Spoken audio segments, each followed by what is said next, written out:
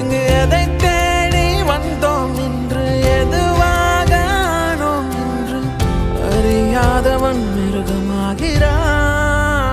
நான் யார் இறைவா, விடைத்தாய் இறைவா.